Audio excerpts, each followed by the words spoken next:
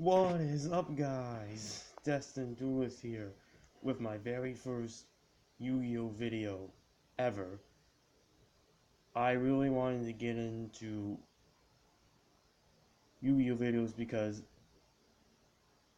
I've really gotten to enjoy watching them on YouTube and being a part of this community. And as me, as I am a budget player, I can't really afford this game that much. So that's why these deck profiles are going to be online on Dueling Book. I hope that's okay with you guys. Um, I enjoy this website. It's really cool because you pretty much just get to use every card for free. So that's really cool. And I'm more of an online player myself. And I know it's not like going to an event like a real life kind of thing like that. But you could still have some great interactions with people and other duels around the world because it's online. So that's why most of these all these deck profiles will be online. I actually do have Monarch deck, obviously, because I bought the free structure decks when they came out a couple years ago. But that's literally just budget version. I didn't get any other cards. So I definitely wanted to show you this one because this one is a more competitive build. And again, the decks that I show are meant to really be competitive and actually compete with the meta and whatnot, so that's what you'll see. But without further ado, let's get into this deck profile, guys. It is Monarchs, and since Monarchs are my favorite archetype of all time, I thought that it would be really special to start off with Monarchs. So guys, let's get into this. So first I start off with one Caius, the Mega Monarch.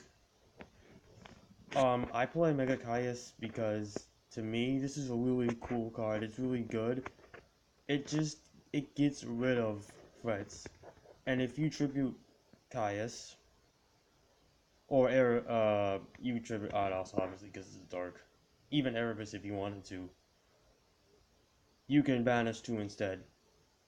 So it does 1000 damage, which is nice too. A little bit burn.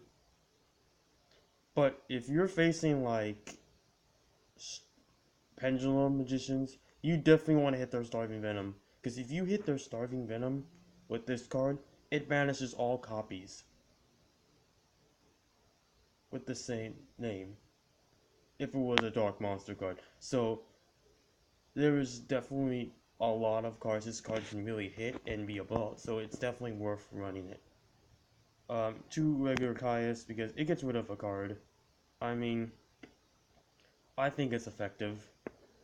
You guys can always play something else. I chose to play this instead of Karaz. Because, to be honest, Karaz, I just don't really like it. I really don't think it's that great of a card.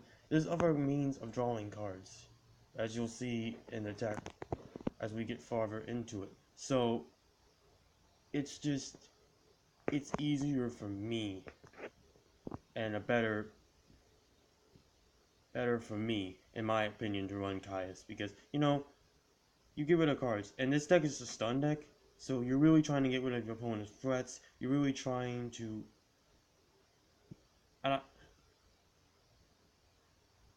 really prevent your opponent from playing the game.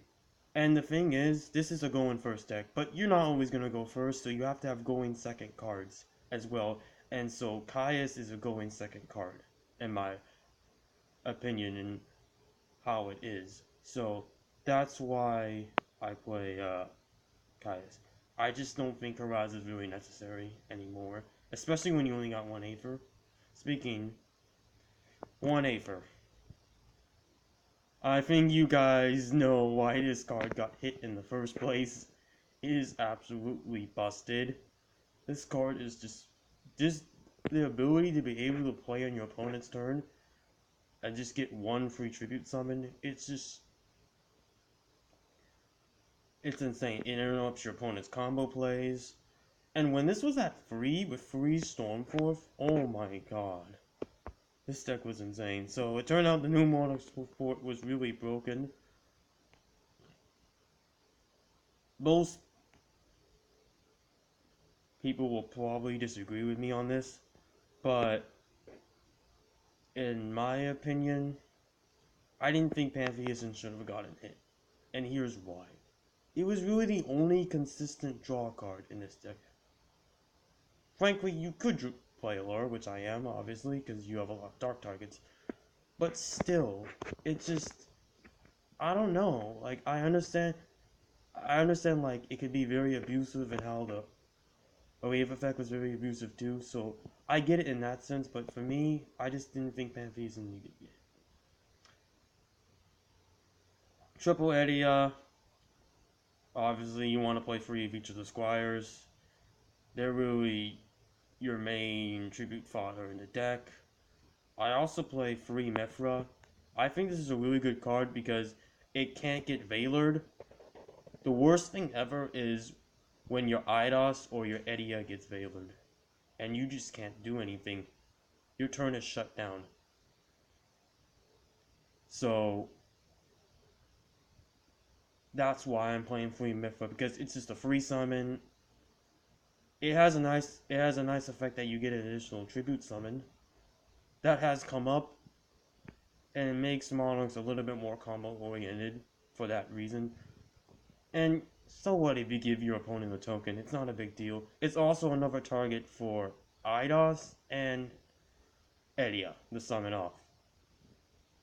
So if, say, you can do a combo of when Eidos is in the graveyard, you can banish Eidos, special summon Edia, summon Mithra, right? You didn't use your normal summon, then you use these two. You can get an additional tribute summon, bring back a banished Monarch Spell Trap card with Edia's Grave Effect. So you can do those kind of shenanigans. Next we play Majesty Thing. I think this one's much better than Vanity Thing. It's searchable off a return. And I think this preventing your opponent from using monster effects is just more effective, to be honest. Because the thing is, once they take down your domain, you know, they'll be able to special summon again really effectively. And I just think like you need to protect your monsters, and that's what Majesty Thing basically does, since it's your opponent can't freaking Castell you or whatnot.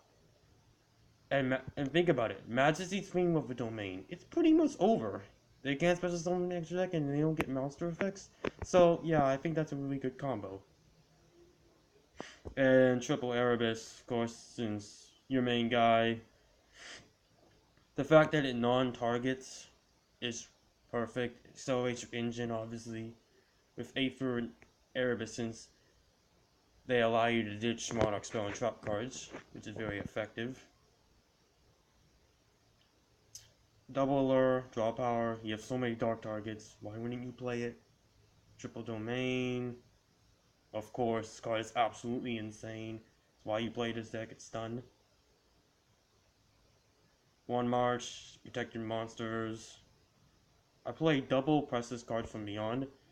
I don't think many people know about this card, so I'll read it. The effect. When you tribute summon a monster using 2 or more tributes, draw 2 cards. To me, you don't need Karaz because of this. You get Edia, summon Eidos, and summon Erebus, whatever you're doing on your turn. Draw 2. I mean, it's only ever going to help you. It's great draw power. And the thing is, you also don't need Karaz and joining Caius because you can get rid of things.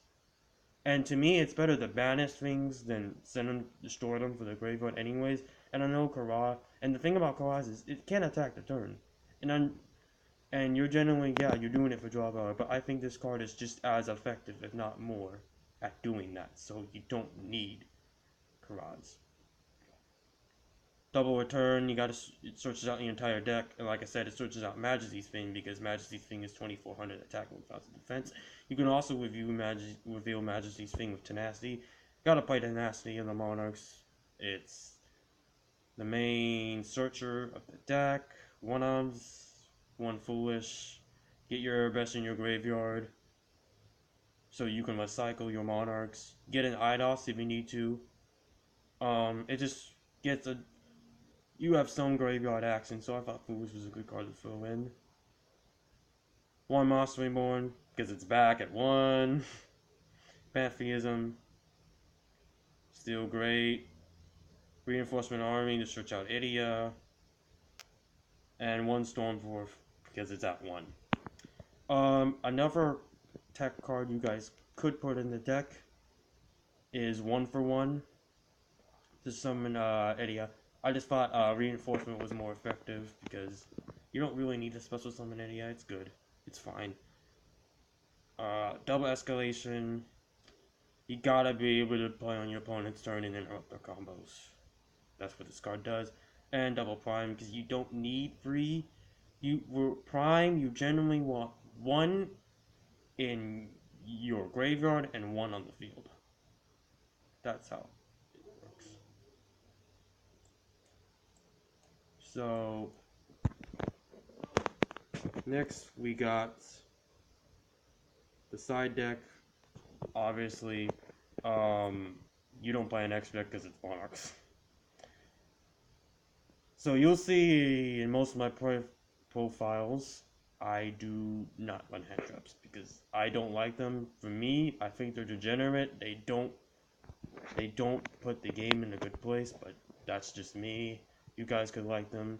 So really, I only run hand traps in my anti-meta decks. This is obviously an anti-meta deck. That's what Monarchs always have been and what they'll always be. So here it is though. Obviously side deck is always personal preference. You guys play what you want. This is just what I have. Double Ash Blossom. This card is so expensive. If you guys can afford it, then you can definitely get it. But yeah, Ash Blossom is just it's such a good card. It stops your opponent from really playing through it. I mean, obviously the meta decks they probably can play through it, but you'll pretty much stop any rogue deck immediately with this card because it's not easy to come back. Triple Cosmic Cyclone. Definitely a lot better than MST because nowadays, guys, there's just so much spell and trap cards that activate in the graveyard, and it's so good against the Pendulum matchup. You banish their scales, and it's just gone, just like that. The 1000 OP, it's not really a big cost. I mean, you pay more life points for cards that are probably not even better, so yeah. Triple Dimensional Barrier. This card is absolutely insane in this deck. Just shut down any extra deck monster. It can't shut down links, but that's not really a big of a deal. It's still a great card, especially in this deck going first. You want to set Dimensional Barrier immediately. Triple Evenly Matched. This is the trap card that's most played right now because it's your way to come back after your opponent just goes off. Double Mirror Force. Why not, man? Gotta be able to get rid of your opponent's boards. And Wall Disruption as well for that too. I got reintroduced to this card from playing Duel Links. I don't know if you guys play that, but it's a great website. Game. I meant to say game. It's fun. It kind of goes back to original Yu-Gi-Oh! So, yeah. And I just remembered how actually broken this card is. If your opponent has a full board, they're gonna lose 4,000 attack. So it's a way to just completely weaken your opponent's monsters because it's non-targetable, and not every single card your opponent's going to have is going to be able to get destroyed, and this is a way to just make the card useless now, because if your opponent, say, plays Chaos Max, let's say Chaos Max, right? It cannot be destroyed by card effects or targeted, right? This gets bypassed all of those. Chaos Max attacks your monster, and say they have a full board, it goes to 0. So this card is insane. That's why I usually side it in. They never see it coming, like Mirror Force. Mirror Force is supposed to be a surprise too. Wall and Disruption and Mirror Force are surprise cards. So, yeah, so that is the deck, guys. Tell me what you think. I love this deck so much. I will always love it. It still can do some things, even it's been hit pretty badly. It's still fun nonetheless, guys. Like, comment, subscribe for more. And yeah, this is my very first video, guys. And for everyone who wants to watch my channel and enjoy it, welcome. Because this isn't just a community you're joining, it's a family you're joining. That's where we are here at Destined Duelist, a family. And you guys will be a part of it if you want to. But that's all I have for you guys today. I'm Destined Duelist now, signing off, guys. Peace, have a great day, and let's make Yu-Gi-Oh! Great again.